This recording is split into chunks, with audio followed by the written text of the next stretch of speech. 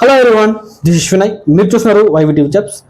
Guys, ఈరోజు మనకు చాలా చక్కని నోటిఫికేషన్ చెప్పుకోవచ్చండి. ఈ 2025లో మనకు చాలా చక్కని నోటిఫికేషన్ అండి. సో ఎవరైతే మొట్టమొదటిసారి మన ఛానల్ విజిట్ చేస్తున్నారో వాళ్ళందరికీ కూడా wish you happy new year అండి. ఈ 2025లో అందరికీ హ్యాపీగా ఉండాలని చెప్పేసి నేను మనస్ఫూర్తిగా కోరుకుంటున్నాను. Let's the video. గాయ్స్, ఈరోజు మనకు విప్రో కంపెనీ నుంచి చాలా చక్కని నోటిఫికేషన్ అయితే మనకు రిలీజ్ అయితే అవ్వడం జరిగింది. విప్రో కంపెనీ నుంచి వీళ్ళైతే మనకు ఫ్రాడ్ అనలిస్ట్ కోసం వీళ్ళైతే మనకు హైరింగ్ అయితే చేస్తున్నారు. ఫ్రాడ్ అనలిస్ట్ అంటే మనకు వీళ్ళు డిఫరెంట్ క్లయింట్ల ద్వారా మనకైతే వర్క్ అయితే చేస్తూ ఉంటారు. కాబట్టి ఫ్రాడ్ అనలిస్ట్ కి సంబంధించి వీళ్ళైతే వర్క్ అయితే మనకు కోరుతున్నారు. ఏం లేదండి, ఈ వర్క్ వచ్చేసి మనకు అంటే ఆన్లైన్లో ఎలా ఫ్రాడ్లు జరుగుతున్నాయి అనే దాని మీద వీళ్ళు మనకు తెలుసుంటే సరిపోద్దని చెప్పి కూడా వీళ్ళు చాలా క్లియర్ అయితే మెన్షన్ చేశారు. వీళ్ళు వచ్చేసి మనకు ఇంటర్వ్యూ డేట్ వచ్చేసి January 2, January 3 ఈ 2 రోజుల్లో మనకు ఇంటర్వ్యూ అయితే ఏర్పాటు చేస్తున్నారండి.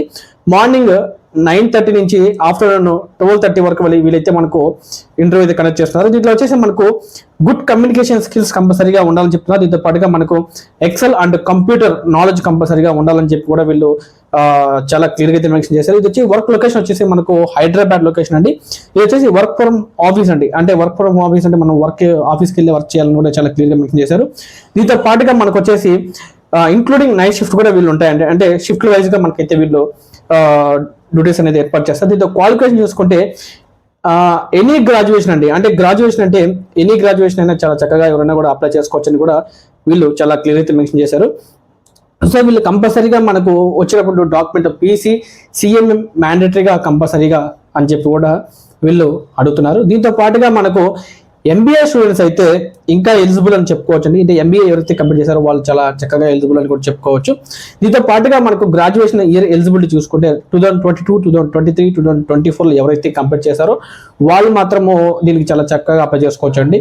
నెక్స్ట్ పర్చ్యూయింగ్ క్యాండిడేట్ నాట్ ఎలిజిబుల్ అండి. అంటే పర్చ్యూయింగ్ ఎవరైతే చదువుతున్నారో వాళ్ళు ఎలిజిబుల్ ఏదైతే చాలా క్లియర్గా మెన్షన్ చేశారు. దీంతో పాటు వీళ్ళు ఓన్లీ ఫ్రెషర్స్ మాత్రమే హైరింగ్ చేస్తామని చెప్పి కూడా చాలా క్లియర్గా అయితే మెన్షన్ చేశారు.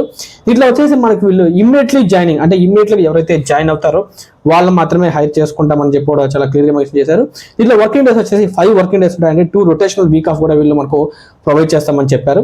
దీంట్లో వచ్చేసి మనకు ఇంటర్వ్యూ లొకేషన్ అంటే ఇంటర్వ్యూకి లొకేషన్ కూడా మనకి దీంట్లో ఇచ్చారండి. నేను మీకు స్క్రీన్ మీద ప్రొవైడ్ చేస్తాను, అదే డిస్క్రిప్షన్లో ఇస్తాను. దీంట్లో వచ్చేసి మనకు ఇంటర్వ్యూకి వెళ్ళేటప్పుడు కంపల్సరీగా అప్డేట్ రెజ్యూమ్, మీ పాస్పోర్ట్ సైజ్ ఫోటో, అదేవిధంగా ఆధార్ కార్డు ఒరిజినల్ జెరాక్స్, మీ ప్రొఫెషనల్ సర్టిఫికేట్ జెరాక్స్ కాపీ కంపల్సరీగా తీసుకెళ్లాలని కూడా వీళ్ళు చాలా క్లియర్గా అయితే మెన్షన్ చేశారు. సో ఎవరైతే మొట్టమొదటిసారిగా మన ఛానల్ విజిట్ చేస్తున్నారో సో వాళ్ళందరూ కూడా ఛానల్ సబ్స్క్రైబ్ చేయండి.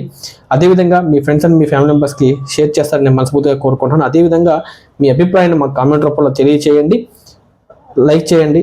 ధన్యవాదాలండి. Thank you very so much.